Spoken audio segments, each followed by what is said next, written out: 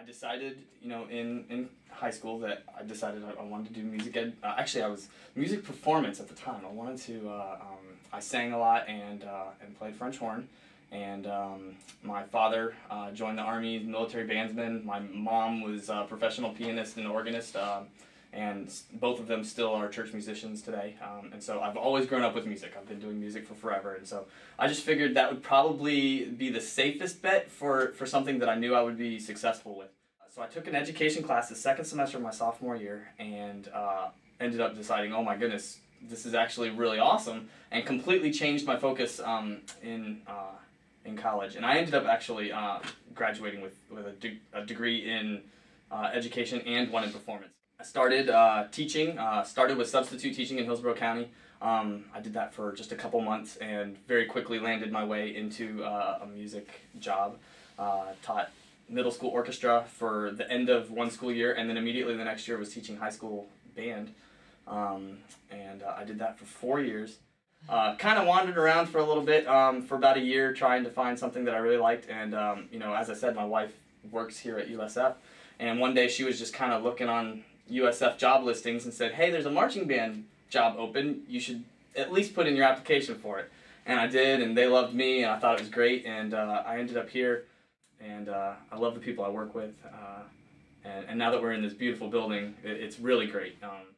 Growing up in a household that was very musical, it was almost very Von Trappish. We're always singing. We'd do like quartets around the dinner table just because we could.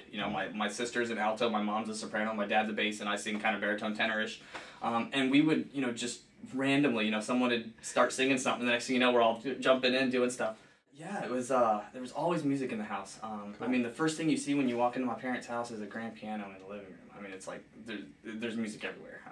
And I thank my wife a lot for introducing me to a lot of music that I would never listen to. She says I grew up under a rock, yeah. And I probably did in many aspects. There are a lot of things that I really didn't start introducing myself to until I was much older. I really got into, I was born in 1980. So you would think that I would have grown up with all these like 80s rock bands, and and I didn't.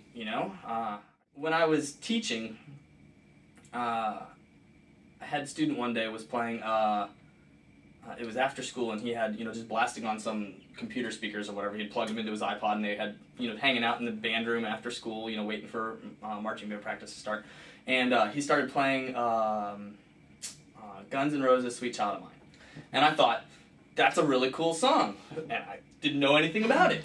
And I said, what song is this? And like all my students looked at me, all these students who were born in like 1992 and stuff, were looking at me going, really? You don't know Guns N' Roses? And so I went out and bought Guns N' Roses soundtrack. The next thing I know, I'm buying Guns N' Roses and, Kiss and, all these things. So I'm just going out and buying, because I was curious. You can't go anywhere in this world anymore without hearing music. You go to the grocery store, you hear music. You're in your car, you hear music. It's there. Yes, it really is. Every culture in the world has music, and it's we're all tied to it.